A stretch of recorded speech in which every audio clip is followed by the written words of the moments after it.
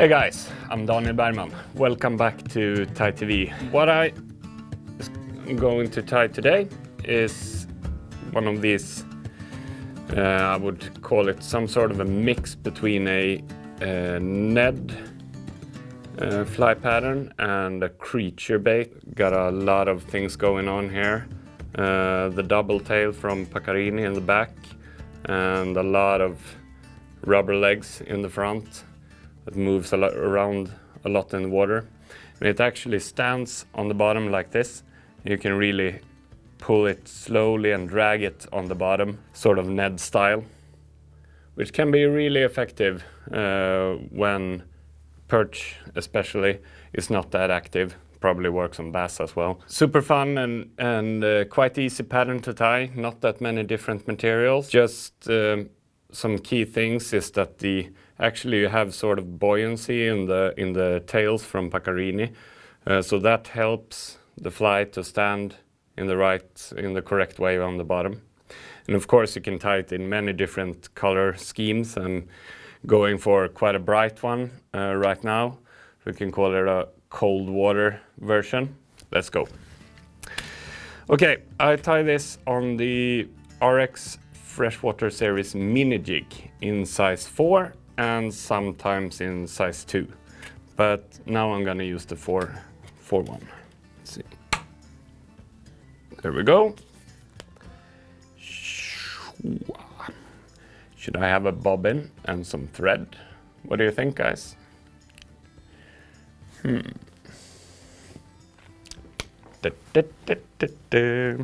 be right back. Sorry about that. Power thread 50 denier, white. You can use 100 denier if you want to. Just builds a little bit more bulk. And the weight and the key to getting the right stance on the bottom on this pattern is that I use dumbbell eyes instead of like a bead that we usually use quite a lot on jigging patterns. I think this is a 4.8 millimeter dumbbell called Real Eyes, but these ones don't have the pre-made eyes. I'm gonna do the eyes myself. When I tie this in, I do it sort of figure 8 style. And I usually put some super glue on the thread. And then you start by winding figure of 8 over the eyes. And then I do some turns just under the eyes to tighten everything together. Do some turns behind the eyes to secure them. And then you can sort of crisscross in between. You can do some tightening up turns the other way around also. It's quite easy to actually change the direction of your winding when you have the eyes on like this. Okay, it feels like they should stay where they should be.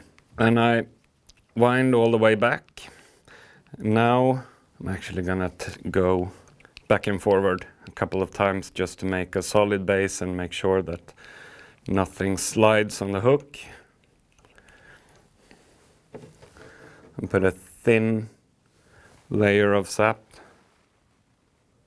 on the thread and where I have my thread hanging. I'm gonna take one of these fluorescent orange double tails. I think this is the medium one. I'm gonna tie it in a little bit down in the hook bend, and I'm gonna start a bit up on the tail and make sure that when you tie it in, that you sort of fold the material around the hook. So you need to make loose turns and then tighten it downwards. Then you get a nice position on the tail and don't have to worry about it tangling. There we go. Okay, the body I make of Chocklett's filler flash chenille in orange. It's quite a dense chenille, easy to build up volume with. Let's see if this one has sort of a natural direction where the fibers point. I think they're slightly downwards here. So that will be my tie-in point. Place it slightly under the hook. Tie it down. And I go forward with the thread and leave it hanging over the eyes. Then I start winding forward with touching turns. And for every turn I do, I sort of double the chenille backwards. It's a little bit messy because the fibers are quite curly. That is also why it's so good for building volume. And when I have like 3 millimeters of hook shank between until I reach the eyes, I tie the chenille off.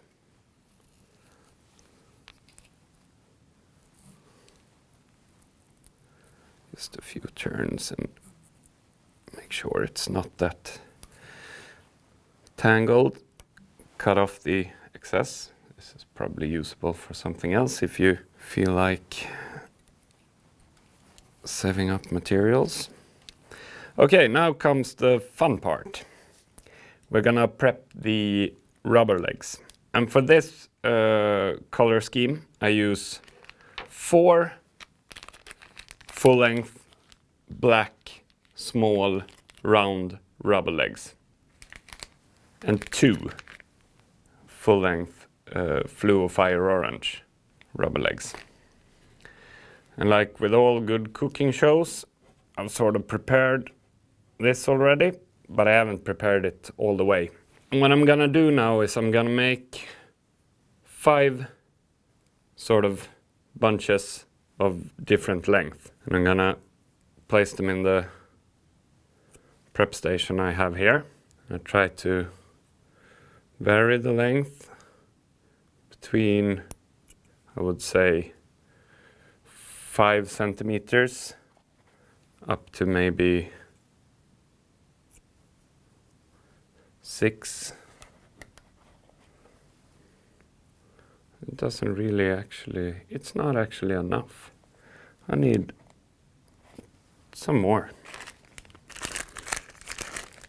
Okay. 4. This is what my kids would say is satisfying.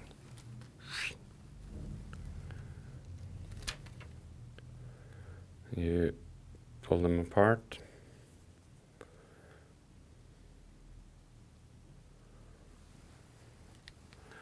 There we have 4 full-length black ones. And let's grab 2 orange ones. There we have 2. Okay, so this felt a little bit unnecessary for just 1 small bunch more, but then we have 6 legs going that you can use for another fly, or if you want to be efficient and do all the prep work beforehand, it's highly recommendable. Then you can fill this whole thing up and you can actually be quite efficient. There we go. Okay, now I have 5 bunches here. This can be a little bit tricky, but now I'm gonna try to lay them all together, sort of mix the colors. Try to get as uneven lengths as possible. And of course you can lose some. Just lay them in there. Rubber legs can be a little bit of a pain in the ass when you are going to use a lot. It's hard to actually even hold them between your fingers. Okay, but I think we're getting there.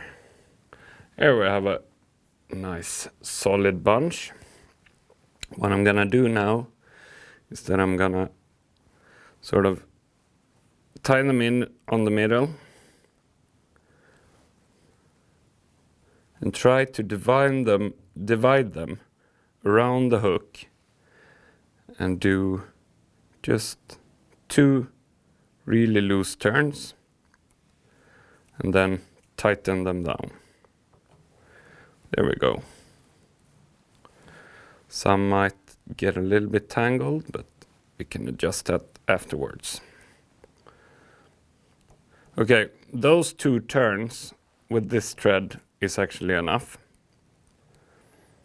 So what I do now is I move forward with the thread, 1 turn, and then up around the hook. And if we have one of these Babyliss clamps, it makes life and finishing the fly a whole lot easier. To get the, at least, majority of the fibers out of the way. Then just a wet finish.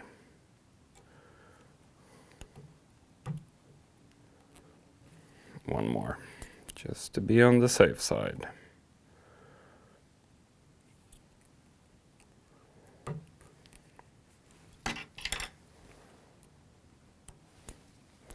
Okay, leave the clamp on.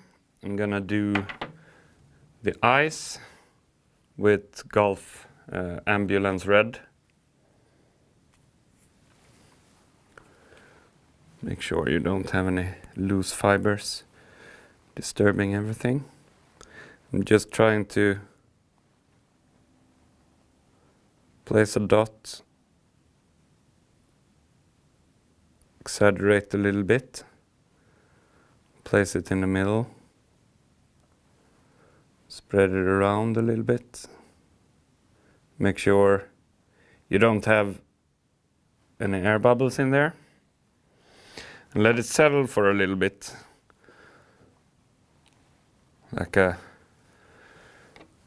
stew on a plate.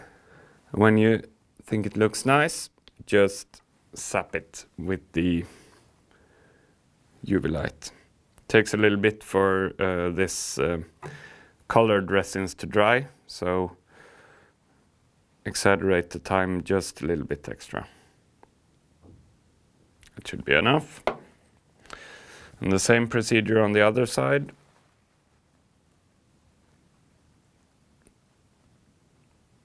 If you really wanna overwork it, you can put a black dot as a pupil in there. But I'm going for the zombie look. I like that better. Don't look too much into the light. It's not really good for your eyes. Okay, cool. Yeah.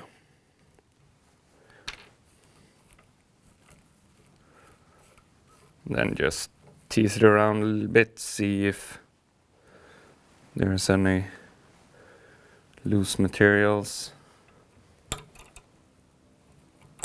Ah, it's good. There you have it. Pretty nasty looking thing.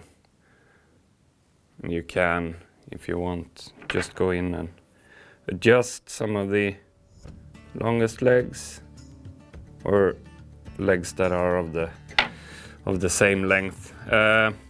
Same length rubber legs have a tendency to stick together. So if you have more or less everything of different lengths, it's gonna be much more movable in the water.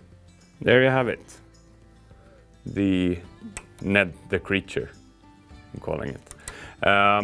And as always, if you want to win this fly, make sure to leave a comment and subscribe to the channel. And we'll see you out there. Cheers.